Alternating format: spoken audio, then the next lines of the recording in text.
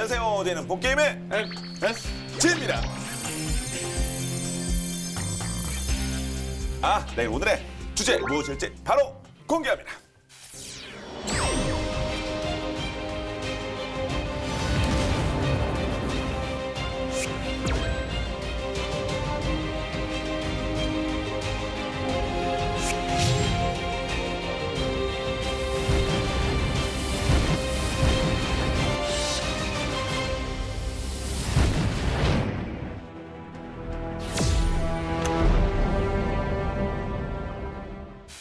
네, 자, 오늘의 주제, 전함의 역사에 최후라는 수식어를 찍은 전함, 바로 아이오와입니다.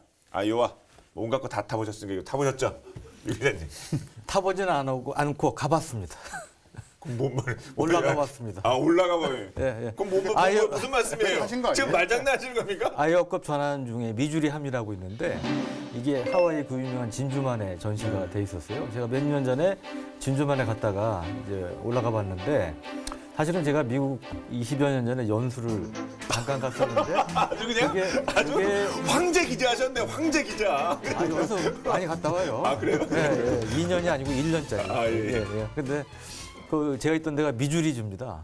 네. 예. 그래가지고 또 남다른 저희가 인연이 있었는데 이 미주리함이 사실은 그 2차 대전 끝날 때 일본의 항복 조임문서 서명한 것도 유명하잖아요. 근데 올라가 봤더니 또 6.25 전쟁에도 참전했더라고요. 그게 재밌었고 또 우리가 전에 시간 다뤘지만 이 전함들이 함포가 엄청 크잖아요. 네. 미주리 함은 16인치, 40.6cm 함포예요. 네. 제가 그 포탑 앞에 가서 서봤습니다. 그랬더니 이 노래가 생각이 나는 거예요. 나는 그대 앞에만 서면 왜 이리 작아지는지. 그래가지고 그 노래가 절로 나오더라고요. 라스트 배틀십, 어쩌다 이게 그 최후 타이틀, 라스트 타이틀을 가지게 된 겁니까? 네. 우선 사진을 제가 하나 보여드립니다. 이게 바로 아이오급 전함이 함포 사격을 하는 모습입니다. 우선 요즘 유행하는 말로 포스가 느껴지잖아요. 밑에 바닷물이 밀리는 것 같은 저게 아주. 이 충격에 의해서 이 바다 물결이 생기잖아요.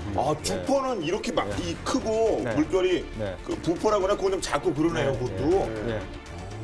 그러니까 전에 우리가 야마토 다루고 그럴 때 그 주포 사격할 때는 충격파에서 사람이 날아갈 정도라고 그랬잖아요. 그래서 이제 쏠 때는 다 배 안으로 피신한 상태에 사격을 하는데 이게 이제 배틀십 이제 전함입니다. 배틀십. 이제 바다의 황제라고 부르는 자들인데 2차 대전 말기에 이제 활약한 이제 그러한 이제 함정이고요. 전에도 얘기했지만 2차 대전 끝날 무렵에 그 전에는 해상전의 주역이 전함이었지만 항공모함으로 옮겨갔다고 그러잖아요. 그러니까 그때 이제 그 해상전의 최강제였던 전함들이 이제 사라져가는 무렵인데 그 무렵에 취역한 게 이 아이오와급 전함들이에요. 그러니까 거의 뭐 마지막 전함 시대의 마지막 주역이라고도 할 수 있고, 근데 이게 그때 완전히 끝난 게 아니고 이 태평양전쟁이 끝나고 퇴역을 했다가 6.25 전쟁이 벌어지니까 다시 복귀를 하고 또 퇴역을 했다가 마지막으로 화려한 마지막 불꽃을 태운 게 이제 1991년 걸프전입니다. 걸프전이요? 심지어 걸프전 때도 이게 참가를 해서 활약을 해요. 걸프전 때는 91년이니까 항공모함도 있죠. 그러니까 뭐 그다음에 공습 기술도 엄청나게 발전하고 미사일도 있고 그런데 뭐하러 이런 구닥다리 함포를 쓰는 전함을 썼을까 하는 생각이 드는데 뭐 뒤에 얘기하겠지만 함포 주표 위력이 엄청나잖아요. 그러니까 40cm. 그러니까 이제 그게 그 정도 위력을 갖는 이 폭격도 사실은 쉽지가 않은 그런 점도 있고 그래서 다시 이제 화려하게 부활해서 투입이 되고 이때는 그냥 옛날 2차 대전 때 쓰던 그대로 간 게 아니고 개량을 합니다. 유용한 플랫폼을 썼던 게 토마호크 미사일도 여기서 이제 발사가 되는데요. 그다음에 CIWS라고 근접 방공 시스템 같은 거를 탑재한 형태로 이제 참전을 하게 되죠. 이 아이오와 꿈은 배수량이 45,000톤 정도가 되고요.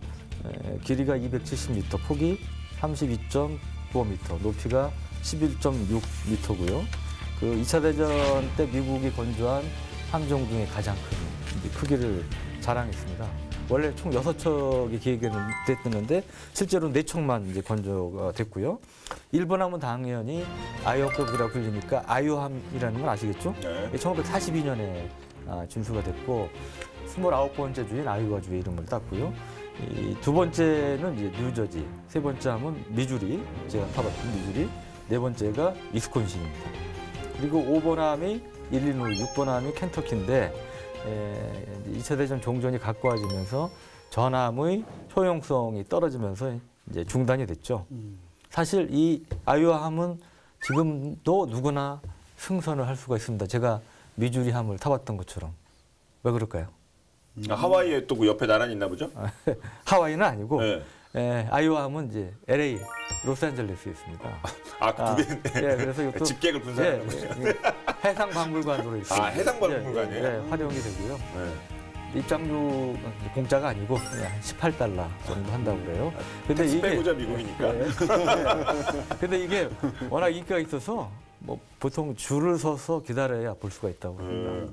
최후는 최후인데 이 정도가 최장수 아닙니까? 아직까지 있으니까 박물관으로 쓰고 뭐 이렇게 그런 거 아니에요? 그러니까 최장수 전함. 그리고 실전에 투입된 것만 따져도 네. 1940년대 투입됐다가 90년대 초반에도 걸프전도 들어갔던 거 아니에요. 중간에 쉬셨던 적은 있지만 한 50년 정도 활용됐던 거죠.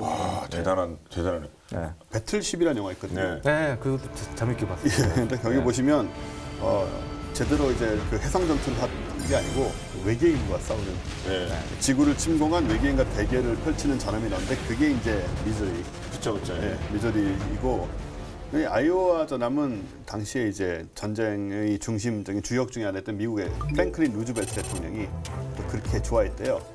그래서 2차 대전 막바지에는 이 루즈벨트 대통령이 대서양을 오가면서 이 아이오와 전함을 타고 다녔고, 그리고 1943년에 영국의 처칠 수상하고 그 소련의 요세프 스탈린하고 이제 테헤란 회담을 하는데 거기 참가하기 위해서 갈 때도 대서양을 건너갈 때도 카이로 회담 장소까지 항해할 때도 항상 이제 루즈벨트는 이 아이오와 전함을 타고 다녔는데 1번 함이에요. 1번 함. 네.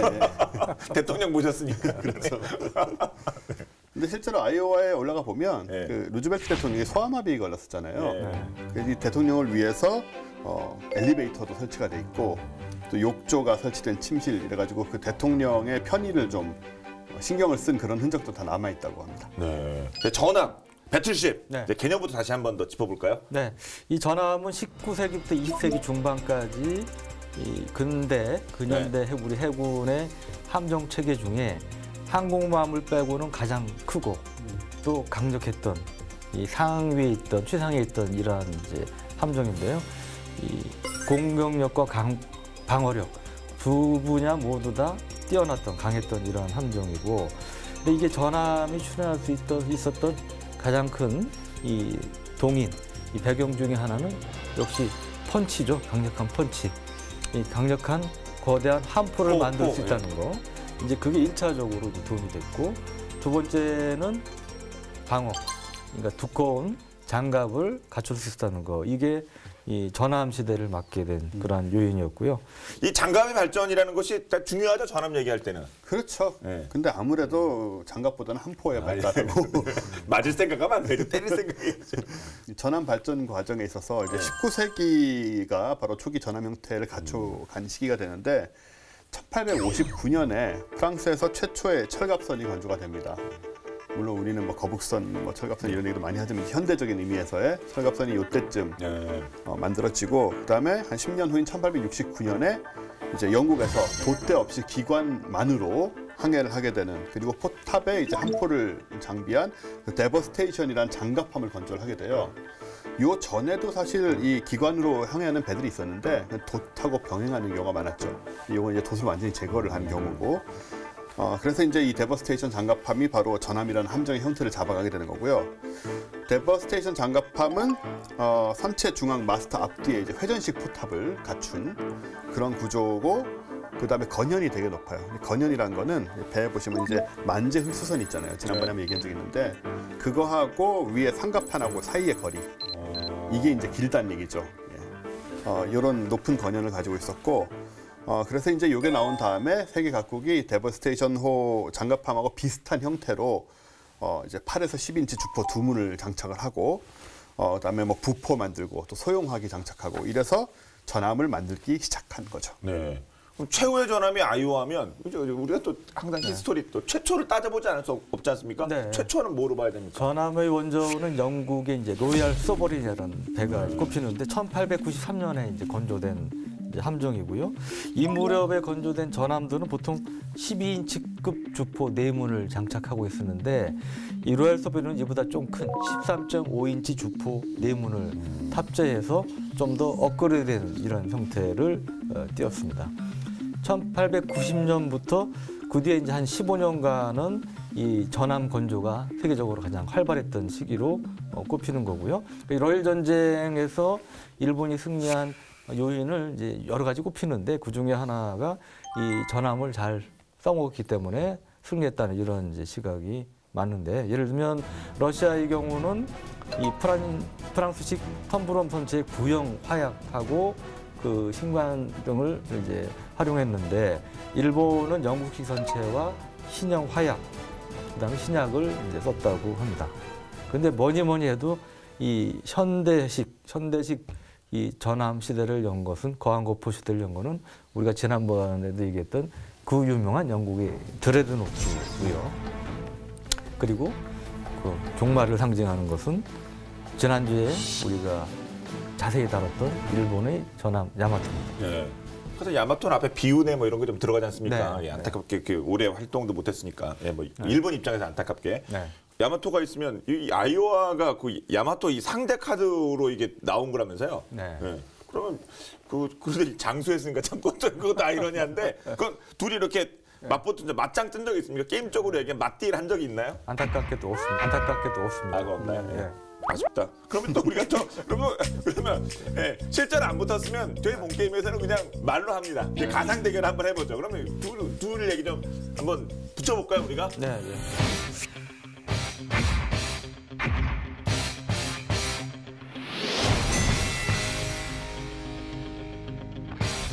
크기, 예. 무게를 좀 따져봐야 되겠죠. 사실은 근데 둘 다 우리 번투로 따지면 이제 헤비급에 이제 해당이 되는데, 그래도 역시 뭐 야마토가 사상 최대의 전함이었잖아요. 그러니까 야마토가 상당히 이제 크다고 볼 수 있는데, 아이오아는 배수량이 45,000톤이고 야마토는 지난 시간에 다뤘지만 64,000톤입니다. 그러니까 한 3분의 1가량이 더 큰 거예요. 많이 차이 나는데요. 그 대항마로 하기는 너무 차이가 나는 거 아닙니까? 상당한 이거? 차이가 납니다. 네. 그래서 뭐 예를 들어 포탄이나 어뢰 같은 거 얻어 맞았을 때 견디는 맷집, 네. 예? 뭐 우리 전문용 손실 흡수력이라고 이제 표현되기도 하는데, 맷집은 아무래도 야마토가 아이오아보다는 훨씬 강하다고 봐야 되겠죠. 네. 그 다른 측면에서도 계속 야마토가 더 좋나요? 어떻게 봐야 실제로 될까요? 헤비급 경기 보시면 네. 등치 크다고 이기는 게 아니고 옛날 마이크 타이슨도 키가 작고 180밖에 안 되잖아요. 네. 근데 목이 이제 짧았죠 또. 목이 이렇게 두껍고 또. 두껍고. 어쨌든 뭐 그런 것이기 때문에 네. 뭐 배수량 이런 거 가지고 얘기하는 건 좀 우습고. 네. 근데 사실은 아이오아가 이 야마토보다 좀 길어요. 270.43m가 되니까 야마토는 이제 263m, 네. 한 7m 정도가 길어서 세계 최장의 전함을 얘기한다면 아이오아가 사실은 길이 따지면 아이오아가 이기는 것이고, 근데 이제 넓이, 전폭은 야마토급이 더 넓죠. 아이오아급은 32.95m로 33m에 조금 못 미치고, 네. 야마토급은 이제 38.9m니까 뭐 5m, 6m 차이가 나는데, 이게 아이오아를 이렇게 만들 수밖에 없는 것은 파나마 운하 때문이에요. 거기로 왔다 갔다 하는 거죠? 그렇죠. 예, 미국- 이쪽 바다, 네. 이쪽 바다. 여기 동부고, 예. 이 뉴욕이잖아요. 여기 샌프란시스코, LA 쪽이고, 네. 여기로 왔다 갔다 할 필요가 있지 않습니까? 근데 이 파나마 운하를 통과하면 이제 한 뭐 몇천 킬로, 만 킬로 이하로 지나갈 수가 있지만, 이게 일로 못 지나가면 이렇게 남아메리카 밑으로 지나와야 돼요. 네. 그러니까는 2만 킬로가 넘어가는 거리가 되니까 반드시 여기를 통과하게 만들어야 되거든요. 근데 이 파나마 운하가 33m 넓이 이상은 못 지나갑니다. 그래서 아까 32.95, 32.9. 5cm.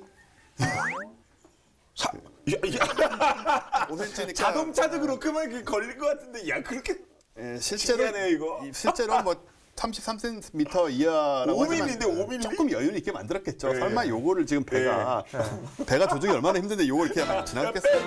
오른쪽으로 좀 더요. 왼쪽으로 이게 되나요? 그러니까 5mm. 이론적으로 5mm. 네, 조금만 움직여도 아마 닿고 긁혔을 거예요. 네, 네, 그러니까 좀 공간이 실제는 그보다 여유가 예, 보통은 차가 다치는데 이거는 문화가 다치는 거 아니에요? 그래도 좁군요. 네. 야마토에 비해서. 그래서 이거는 이제 파나맥스라고 불러요. 파나마 운하에서 다닐 수 있는 최고의 크기라고 해서 파나맥스가 33cm 이하가 돼야 되는 것이고 대신에 이제 그러니까 이거는 정해져 있는 거니까 앞뒤를 늘려가지고 좀 크게 만들 수 있었던 거죠. 이 파나마 운하는 어쨌든 간에 이 미국에서 만드는 전함들이나 뭐 이런 것들은 반드시 고려를 해야 되는 그런 지점이죠. 그래서 좀 긴데 네. 좁을 수밖에 없었다. 그러니까 이렇게 좀 슬림하네요. 네. 그러면 이제 싸움 부분으로 가보도록 하겠습니다. 이 주포, 공격력 이것도 빼놓을 수 없잖아요. 근데 주포 얘기 앞서서 원쌤이 좀 길다는 게 강점인 것처럼 아까 말씀하셨잖아요. 근데 보면 이타전사, 해전사를 보면 보통 정면이나 뒷면에서 공격이 아니고 옆에서 공격을 합니다. 옆에서 때리는 게 쉬울 거 아니에요, 합포 사격이. 그러면 길수록 어떻게 되겠어요? 얻어맞을 확률이 더 많은 거 아니겠어요? 예. 그러니까 강점이 아니고 약점이다. 아니 근데 그 말씀을 제가 죄송한 말씀이지만 좀 평소에도 그 신장 부분에 있어야 좀 플러스 느끼어서 그러신 거 아니에요? 그 즉각 반응을 한 거예요. 그게 뭐 당연히 아는 거 아닙니까 그거? 그러니까 이렇게 대본에 없는 얘기를 하죠. 상당히 민감하시네요. 네. 그리고 이제 본론에 들어가서 이제 한포 구경. 이것도 당연히 야마토가 우세하죠. 야마토는 그때도 얘기했지만 18.1인치, 46cm 한포를 자랑하고 아이오와급은 16인치, 40.6cm입니다. 그러니까 거의 6cm 정도 차이가 나는 것이고 이 야마토의 18.1인치 포 아웃모는 무게 3,200파운드의 포탄을 26마일까지 최대 날릴 수가 있었고요. 반면 아이오와의 16인치 포 아웃모는 2,700파운드의 포탄을 24마일까지 날릴 수 있었습니다. 그러니까 최대 사거리도 2마일 정도가 아이오와가 좀 작은 거고 포탄 무게와 이력도 떨어지는 거죠. 이게 결국은 뭐 권투할 때 뭐 리치가 얼마나 길고 뭐 이런 얘기를 하시는 건데요. 제가 타이슨을 굉장히 좋아하고 타이슨 경기를 굉장히 많이 봤어요. 아직도 심심할 때마다 보는데. 저는 홀리필드를 좀 더 좋아해요.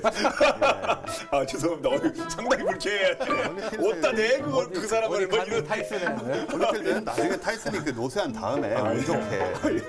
뭐 그렇게까지 보시는 거 아니죠? 일단 타이슨의 훌륭한 점은 리치도 짧고. 타이슨 얘기하시는 거예요? 이거 뭐 아이오랑 사실 타이슨 같은 존재예요.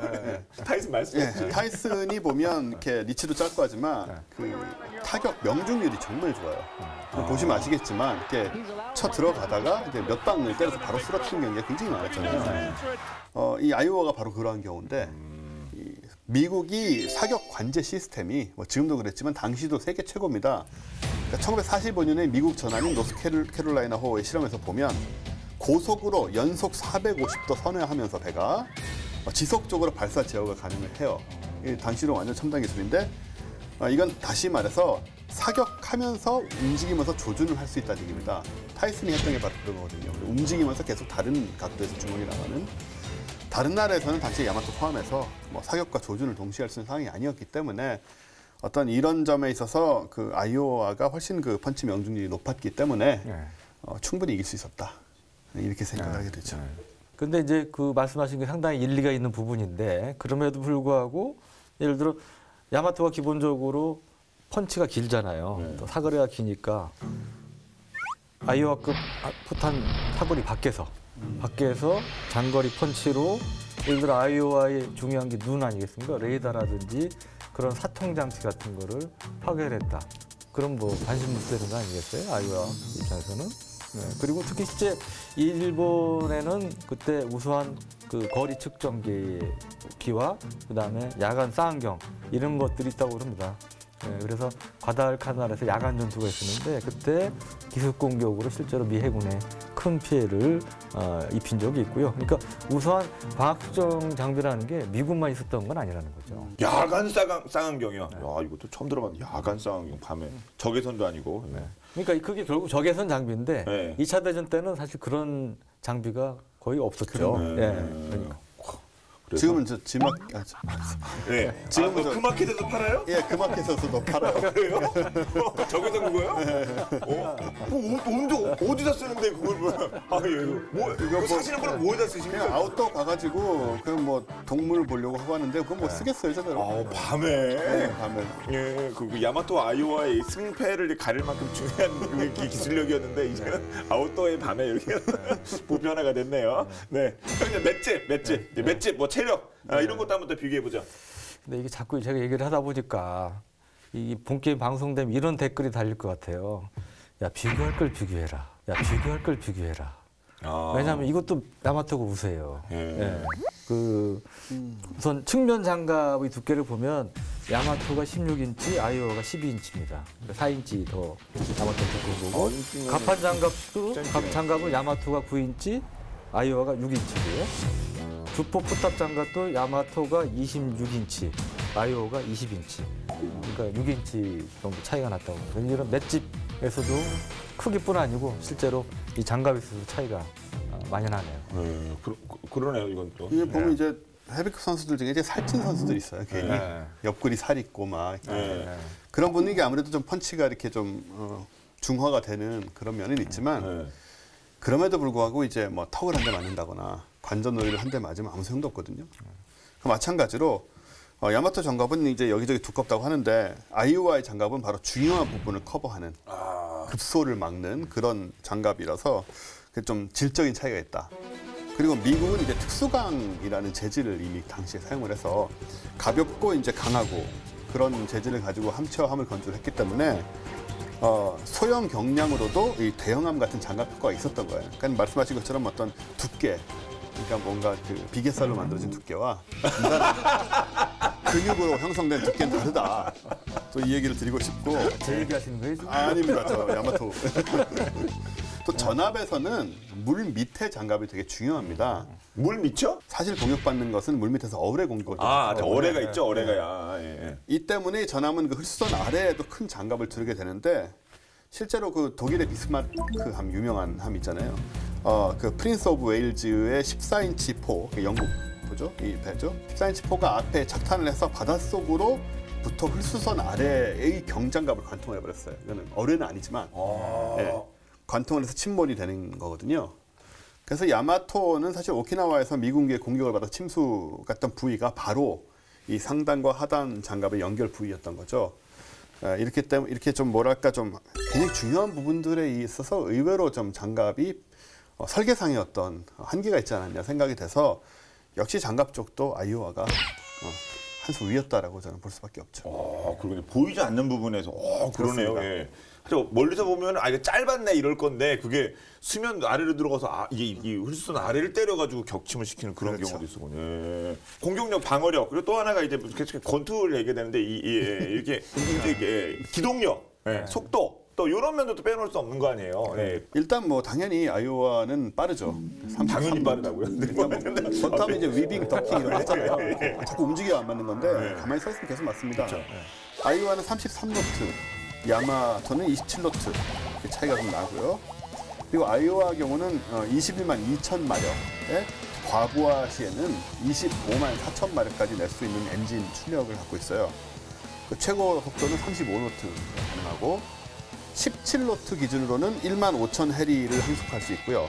30노트 기준으로 5천 해리를 항속할 수 있으니까 당시에 뭐 전함으로서는 뭐 엄청난 속도와 항속거리를 가지고 있는 굉장히 기동력이 좋은 그런 함이라고 할 수 있죠. 과속하니까 연비가 엄청 떨어지네요. 엄청나게 떨어지네요. 3분의 1로. 예, 그러네요. 어떻게 3분의 1로 1만 5천, 15,000 해리에서 5천 해리로. 경제 속도라는 게 있잖아요, 이제. 그거 지켜야 됩니다. 우리 해군분들 뭐 싸움에서 이기는 게 중요하니까. 그래서 그 면에서 뭐 속도를 이런 면에서 좀 말씀해 주신다면 야마토 또 변호하셔야죠. 아니 이미 저 야마토의 강점 충분히 얘기해서 당연히 좋다고 하시잖아요. 저는 더 이상 얘기할 게 없어요.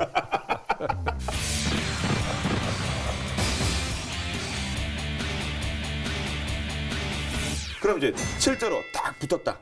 뭐 가상입니다만 본 게임이니까 이제 가상 시뮬레이션 하면 어떻게 이게 진행이 될까요?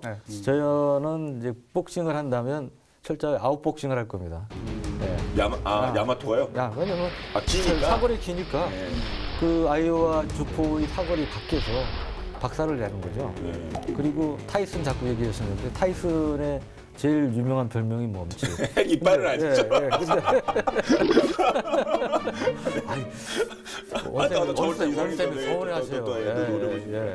기본적으로 펀치도 야마토가 강하다. 주포, 포탄 아까 무게나 사거리 말씀드렸잖아요. 그래서 그런 면에서 아웃복싱을 계속하면 제가 볼 때 야마토가 훨씬 승률이 높다 이렇게 생각합니다. 일단은 그 아웃복싱을 하겠다는 선수들이 사실 강력한 인파이터들에게 밀려서 1라운드를 못 넘기고 패배하는 경우가 굉장히 많았거든요. 예. 이 타이슨 같은 경우도 핵펀치 땡펀치지만 타이슨의 가장 훌륭한 점은 뭐냐면 그 속도예요. 라이트급에 준하는 그 스피드를 갖고 있었어요. 그러니까는 이 경우에는 어떻게 되냐면 아이오와가 저 멀리서 이렇게 잘 맞지도 않는 스포를 쏘는 거를 다 이렇게 속도로 피해가면서 이제 점점 인파이팅을 하는 거죠. 가까이 가서 그 아까도 말씀드렸지만은 그 사격과 조준을 동시에 할 수 있기 때문에 옆으로 돌면서 이제 움직이면서 사격과 조준을 계속 해나가면서 포를 쏘고 특히 야마토가 약한 그 흡선 아래의 그 아래쪽 장갑을 계속 공략함으로써 그 야마토를 무력화시키고 침몰시키지 않았을까. 네. 위빙과 더킹을 계속하면서 저는 그렇게 생각해요. 거리가 중요하다. 근데 그게 성공하려면 제가 볼 땐 아마 상당한 요행이 좀 필요하지 않을까 그런 생각도 해봅니다. 야마토는 뭐 출격한 지 얼마 안 돼서 침몰하면 되고 아이오와는 아직도 멀쩡하니까 그렇죠. 이런 점에서도 벌써 어떨 때 가상 대결이니까요. 그러려니 하십시오. 네, 게시판에 누구 말이 옳을 것 같다는 여러분의 주장도 필요하긴 하니까요. 세상 살 때 이제 그런 얘기 있잖아요. 오래 사는 자가 이기는 거다. 그렇습니다. 네. 그렇죠. 직접 싸운 건 아니지만 하여튼 오래 살아남은 거는 아이오가 이긴 거죠. 근데 저도 뭐 삼국지 잘 모르는데 제가 제일 그 좋아하는 장소는 조자룡이에요. 좀 나름 오래 좀 사셨으니까. 네. 아이오와와 야마토는 제대로 그 맞대결을 하지 않았습니다만 이 전함 대 전함 대결은 많이 있었을 거 아니에요. 보통 그러니까 실제로 전함 격침된 거는 주로 항공기, 함재기라든지 이런 공격에 의해서 이제 격침된 사례가 많고요. 전함끼리의 전투로 유명한 게 그 덴마크 해협 해전이 있습니다. 2차 대전 때. 당시 해전에는 이제 독일과 영국의 전함하고 이를 호위하던 이제 순양함 등이 참전했는데 독일의 경우는 그 유명한 비스마르크 그리고 중순양함이 프린츠 오이겐이 참전했고요. 영국의 경우는 프린스 오브 웨일스 전함하고 그다음에 순양 전함이 후두가 각각 참전했습니다.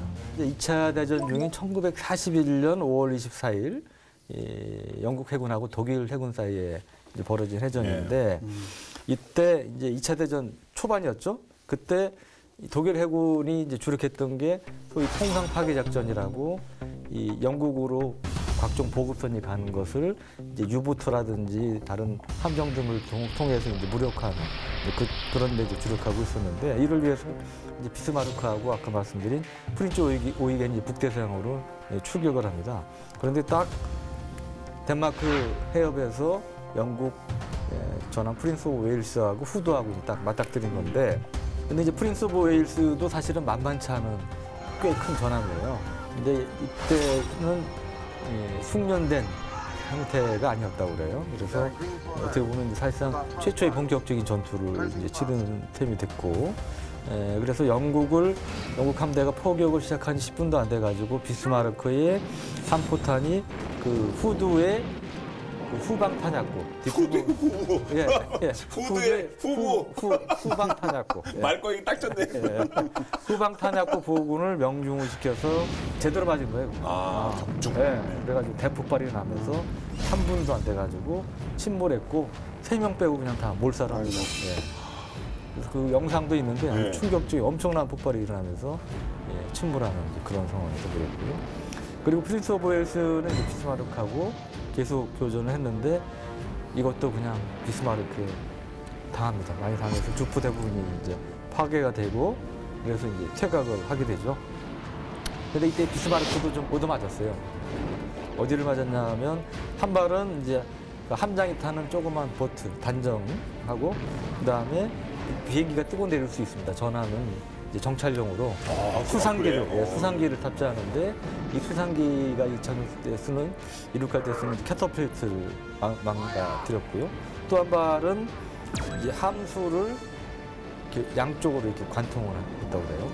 그리고 마지막 한 발은 물 밑에서 그 함내에서 명중을 해가지고 발전기하고 보일러실이 침수가 됐다고 합니다. 예. 여담이지만은 이 비스마르크도 사람 이름이었잖아요. 예. 네, 비스마르크는 저 옛날에 그 비렐름 2세인가요? 그 독일의 그 재상, 철의 재상 뭐좀 불렀던 철의 그 사람. 재상. 예. 그 프린스 오브 웨일즈는 영국에서는 어떤 의미냐면 이건 웨일즈의 왕이라는 뜻이 아니고요. 황태자를 부르는 말이에요. 아. 네, 이게 황태자의 자귀예요. 그러니까는 웨일즈 대공이라는데 그러니까 지금 저 영국 황태자가 저 아직도 찰스잖아요. 예. 찰스가 이제 프린스 오브 웨일즈입니다. 지금은. 오. 프린스 오브 웨일즈는 웨일즈의 왕자가 아니고 영국 황태자다. 이렇게 생각하시면 돼요. 토막 지식. 예. 황태자호라고 예. 생각하시면 돼요. 퇴각을 하고 이건 저 뉴스로 나올 때도 심리적으로 영국 사람들 같은 경우에는 그렇습니다. 좀 데미지가 이거는 크겠는데. 황태자호가 독일의 그 나치의 독일의 유명했던 재상에게 밀린 그런 어감이 있는 거죠. 그러니까 정신적 충격도 크고 자존심도 엄청 상했을 그렇습니다. 거예요. 예. 예. 그 상황을 그 헤드라인으로 딱 뽑으시면 뭐라고 하시겠어요? 예. 영국 자존심을 짓밟다. 영국 자존심을 짓밟다. 그래서 나중에 뭐 얘기 나오지만 영국이 필사적으로 비스마르크를 잡으려고 추격을 합니다. 그렇군요. 예. 이 비스마르크에 대해서 약간 말씀을 드리자면 제가 어릴 때 이것도 그 조립식 모델로 많이 나와가지고 제가 여러 번 얘기하는 것 같은데 그때 당시로서는 비싼 4,000원짜리 큰 거 제가 이걸 만들려다가 이제 비싸서 못 사서 못 만들었던 기억이 아직도 나는데요. 2차 세계대전 때 이제 독일이 만들어서 운영을 했던 대형 전함인데 길이는 250m니까 꽤 길고요. 폭은 36m, 높이 15m, 만재 배수량은 5405톤. 그러니까 이제 좀 굉장히 큰 배입니다. 굉장히 큰 배고 일본의 야마토가 건조되기 전까지는 세계 최고의 전함. 저 아이오가 4만 대였으니까 그러니까요. 아이보다 큰 거죠. 그러니까 당연히 이제 거함거포 경쟁의 결과물인 것이고 영국의 순양 전함 후드보다 더 크게 방금 나왔던 더 크게 만들겠다는 목표를 이뤘던 전함이고 하지만 이제 요게 나오고 바로 다음 해 야마토가 등장을 하는 바람에 1년 만에 세계 최초라는 타이틀은 이제 내려놓게 되고요. 무장은 380mm 주포가 8문이 있는데 이게 이제 사정거리가 35km에 이르고 15인치 정도 되네요. 14.9 뭐 이렇게 되는 그러니까 40cm보다 조금 작은 거니까. 그리고 뭐 150mm 부포 12문, 소구용포가 44문이나 있는 아주 굉장히 강력한 포가 많은 그리고 시속 30노트로 고속 항진도 가능했고 그러니까 아주 고성능함인데요. 문제는 이제 이 바탕이 1차 대전 당시에 활약했던 그 바이에른급 전함이에요. 그래서 설계 사상 자체는 좀 구닥다리, 약간 시대에 뒤떨어진 그런 면이 있었습니다. 왜 그랬냐면 독일이 이제 1차 대전에 패전을 하잖아요. 그런 다음에 이제 무장을 금지당하게 되거든요. 그래서 20여 년 동안 이 함을 만드는 데 있어서 노하우를 축적을 못했었어요. 그래가지고 비록 이제 2차 나치가 굉장히 큰 힘을 가지면서 이런 걸 만들긴 했지만 그 공백을 메우기는 좀 역부족이 아니었나. 근데 영국이 아까 얘기했듯이 그 자존심이 짓밟힌 면이 있고 또 하나 영국 국민들이 후드는 거의 단번에 그냥 침몰했잖아요. 3분 만에 3명이 죽는데 얼마나 이게 참담한 상황입니까? 상당히 큰 충격을 받았습니다. 그래서 필사적으로 추격을 하는데 결국 이제 위치가 노출돼요. 그 해 5월 26일 오전 9시에 영국 해군의 수상기 이제 카탈리나라고 있는데 많이 쓰던 2차 대전 때 많이 쓰던 그 항공기인데 이게 이제 우연히 비스마르크를 발견합니다. 그래서 바로 이튿날인 5월 27일에 이제 전함인 킹 조지 5세, 그다음에 로드니, 중순양함 노포크, 도데쇼와 마주치게 되는데 1시간 28분간 치열한 전투를 벌이는데요. 이때 뭐 비스마르크가 집중타를 얻어맞아서 만신창이가 됩니다. 무려 400발의 포탄, 그다음에 3발의 어뢰를 얻어맞아가지고 이 주포탑 4개 중에 3개가 파괴가 되고요. 상부의 구조물, 그다음에 함교 다 파괴됩니다. 이제 화역구의 경우도 이제 온도가 올라가니까 이제 물로 냉각시켜야 되는 이런 상황이 되고 그래서 결국은 비스마르크는 일방적으로 얻어맞고 반격을 할 수 없는 상태. 그러니까 우리 이 권투로 얘기하자면 그로기 상태에 예. 이제 빠졌다고 볼 수 있는 거죠. 어쨌든 이게 이제 비스마르크 침몰해 있는 바다 속에 있는 선체를 발견한 거예요.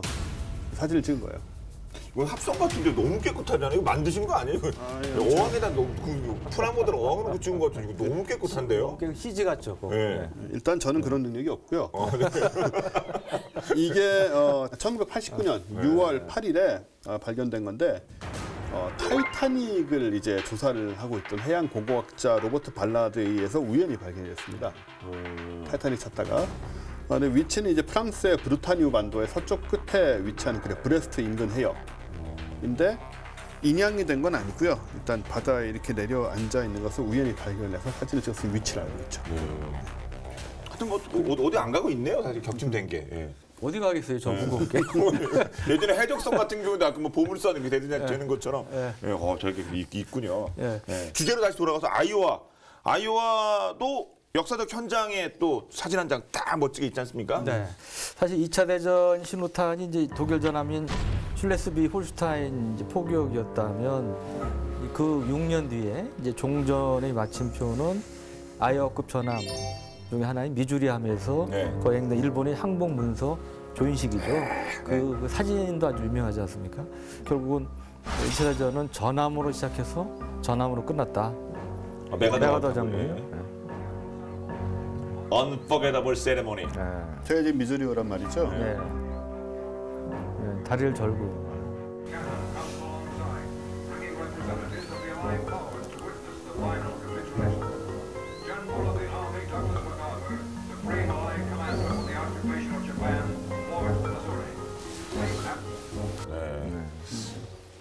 저 영상 보시면 그 방금 쩔뚝거리면서 등장했던 저 사람이 시게미치 마모루인데 이 한쪽 다리를 이제 잃었어요. 네. 이렇게 된 사건이 그 유명한 1932년 4월 29일에 윤봉길 의사의 폭탄 투척. 홍콩 의거.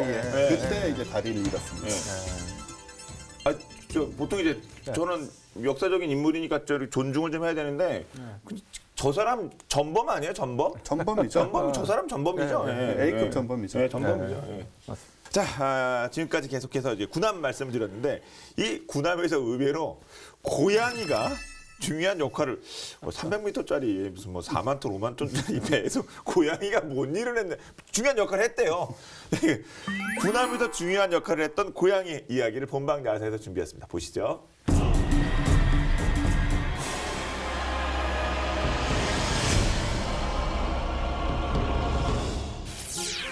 도도, 까칠, 무심. 가까이 다가가기 꺼려진다고요? 무슨 말씀? 이 고양이가 한번 애교를 부리면 심쿵. 저도 사실은 오래된 고양이 집사랍니다. 그런데 말이죠.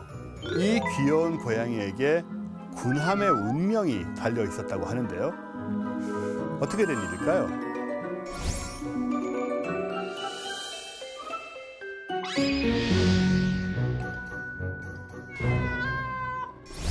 대항해 시대가 열리면서 고양이는 배의 수호자 같은 존재로 여겨지게 됩니다.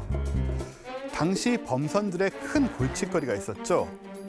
이 자그마한 쥐입니다. 이 쥐들이 식량을 축내고 밧줄과 목재를 갉아대는 탓에 배가 훼손되기 일쑤였죠. 그 해결사가 바로 고양이였던 겁니다. 그래서 배를 타는 고양이, 쉽캣, 함재묘가 탄생하게 된 거죠. 군함도 예외가 아니었습니다. 고양이는 군함의 마스코트가 되어서 해군들의 외로움과 무료함을 달래주며 사랑을 독차지했는데요. 영국 해군은 1975년까지 의무적으로 고양이를 태우고 다녔죠. 그런데 죽음의 전령으로 불리게 된 함재묘가 있습니다. 이 고양이는 그 유명한 전설의 전함 독일 비스마르크의 마스코트였죠. 훗날 가라앉지 않는 샘이라는 이름을 얻게 된 고양이입니다. 1941년 5월 27일 비스마르크는 영국 구축함대의 집중 공격을 받아 침몰하고 말죠. 2,200여 명의 승무원 중 단 115명만이 목숨을 건지는데요. 샘은 어떻게 됐냐고요? 다행히 살아남았습니다. 배의 잔해 위에 앉아 포류하다가 영국 해군 구축함 코사크에 의해 구조된 거죠. 그런데 몇 달 후인 10월 27일 코사크 역시 독일 잠수함의 어뢰에 맞아 침몰한 운명을 맞이하게 됩니다. 이때도 샘은 목숨을 건집니다. 구축함 리전에 의해 구조되고 영국 기지가 있는 스페인 지브롤터로 보내지죠. 2번이나 죽을 고비를 넘긴 샘. 이때 가라앉지 않는 샘이란 이름을 얻게 된 건데요. 배가 침몰해도 샘은 침몰하지 않고 살았으니 참 어울리는 이름이죠. 영국 해군은 이때까지 샘을 행운의 상징으로 여겼나 봅니다. 샘을 다시 영국의 항공모함 아크 로열에 태우는데요. 그런데 말이죠. 아크 로열 역시 같은 해 11월 14일 독일 잠수함의 공격을 받고 침몰하고 맙니다. 샘은 어떻게 됐냐고요? 당연히 또 살았습니다. 판자에 올라 바다를 떠돌다 영국 해군 구축함 라이트닝에 구조된 거죠. 이제서야 영국 해군은 샘이 타는 군함마다 모두 침몰한다는 사실을 깨달았나 봅니다. 샘을 더 이상 배에 태우지 않고 육지로 보내죠. 샘은 과연 죽음의 전령이었을까요? 독일 전함 비스마르크와 영국 구축함 코사크, 항공모함 아크로열까지. 실은 이게 끝이 아니었습니다. 코사크가 침몰될 당시 구조되어 탑승했던 영국 구축함 리전은 1942년 3월 23일 폭탄을 맞고 침몰. 마지막으로 탑승했던 라이트닝 역시 1943년 3월 12일 어뢰 공격으로 격침당한 겁니다. 그러니까 샘이 탑승한 군함은 모조리 바닷속으로 가라앉게 된 거죠. 샘을 더 이상 배에 태우지 않은 건 참 잘한 결정이었네요. 이후 샘은 벨파스트에서 반려묘로 여성을 보내다 1955년 세상을 떠나죠. 10년이나 넘게 산 건데요. 참 오래 살았죠. 고양이 목숨은 9개라는 말이 있죠. 불사조 같은 샘을 두고 하는 말 같네요.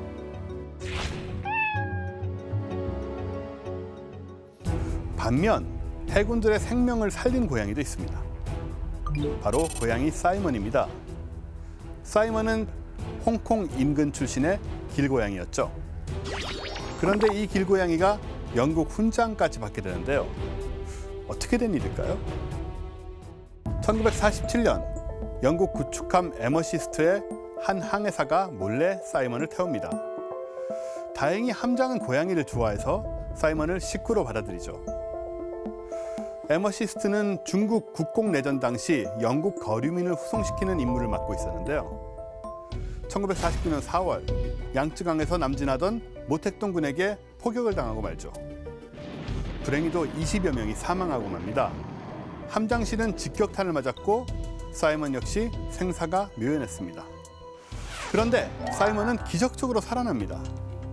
파편 조각들이 몸에 박히는 큰 중상을 입고도 말이죠. 가까스로 병상에서 일어난 사이먼. 이때부터 아주 중요한 전쟁을 치르게 되는데요. 해군들의 목숨이 사이먼에게 달려 있었죠. 어떤 전쟁이었을까요? 바로 쥐와의 전쟁이었습니다. 에머시스트는 3개월이나 양쯔강의 인질로 억류되어 있는 처지였습니다. 배는 심각한 공격을 받은 데다 고립되어 있어서 쥐가 들끓기 시작했죠. 이 쥐들이 해군들의 생명과도 같은 식량을 축내기 시작한 겁니다. 전염병이 번질 우려도 있었죠. 이때 사이먼이 해결사로 나선 겁니다. 그런데 문제가 있었습니다. 대장쥐가 도무지 잡히지 않았던 거죠. 덩치가 아주 크고 사악한 쥐였는데요. 해군은 이 쥐에게 마오쩌둥이란 이름을 붙여줍니다. 그리고 매번 조를 꾸려서 이 쥐를 잡아보려고 했지만 번번이 실패하고 마는데요. 해군은 크게 낙심하고 말죠. 이때 사이먼이 부상 중에도 투혼을 발휘합니다. 기나긴 추격전 끝에 드디어 마오쩌둥을 산행하는 데 성공. 해군은 환호했고 사이먼은 영웅이 됩니다. 게다가 아프고 절망에 빠진 해군들 곁에서 애교를 부리며 위로까지 해주죠. 에머시스트는 사이먼 덕분에 희망을 잃지 않았고 영국으로 무사히 귀환을 하게 됩니다. 사이먼은 영국 해군의 목숨을 구한 공로를 인정받아 디킨 메달을 받게 되죠. 하지만 기쁨도 잠시 3주 만에 바이러스 질환으로 생을 마감합니다. 사이먼의 장례식엔 에머시스트 수병 전원이 참석해 애도를 표했죠. 자, 주위를 둘러보세요. 길 위를 떠도는 길고양이들을 쉽게 볼 수 있는데요. 이 고양이들 작고 약하다고 우습게 보시면 안 됩니다. 어쩌면 여러분에게 큰 행운을 안겨다 줄지도 모르니까요.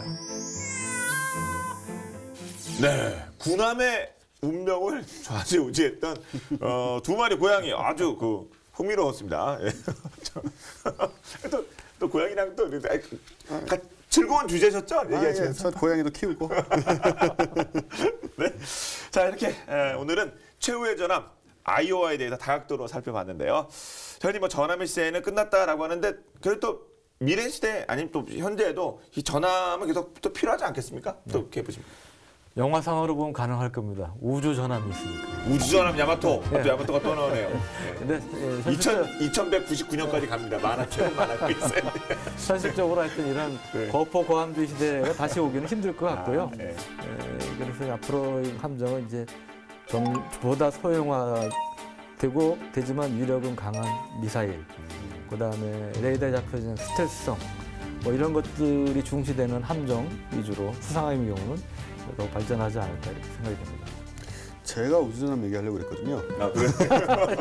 근데 먼저 해버리셔가지고 그래서 좀 이제 순서를 바꾸고 아니, 미래 전함이라는 게 사실 좀 보니까 이게 시대는 좀 안 맞는 것 같기도 하고 그러니까 우주 쪽 얘기를 할 수밖에 없는 것 같기도 해요.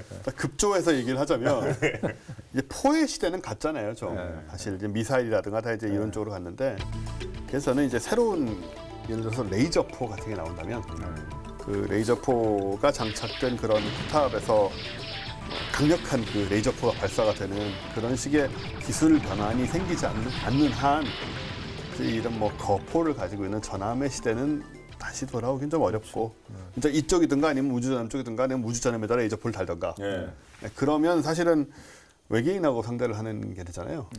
언젠간 그렇겠죠. 언젠가는 그런 날이 오면 아마 트랜스포 나오면 레일건도 달 수 있어요. 레일건 같은 거 달 수 있고. 그래서 그런 상황이 되기 전에는 뭐 굳이 다시 이렇게 전성기가 오지는 않을 것 같다는 생각이 드네요. 네. 그러니까 포의 어떤 개발이라든가 포의 필요성이 대두가 될 때 다시 전함도 다시 예전의 모습을 또 갖추지 않을까 생각을 해봅니다. 자, 오늘은 전함의 역사의 마지막 페이지를 장식했다고 하죠. 마지막 최후의 전함 아이오와급 전함에 대해 살펴봤습니다. 저희는 다음 주에 더욱더 새롭고 흥미로운 주제를 여러분 찾아뵙도록 하겠습니다. 네, 지금까지 저희는 본게임의 S지였습니다. 고맙습니다. 네, 고맙습니다. 네. 아무튼 레일건. 레일건. 그거 계속 나오는 거죠. 그 이렇게 네모나게 게 깍두기 같이 생긴 거 되는 거야. 그다음에 미국의 DD-1000급이라고 그래가지고 그 한 척에 5조 원짜리래. 그거는 지금 거의 좀 5조 원. 초과 건조 될지 모르지만 주말티급이라고. 주말티 맞을 거 들어봤네.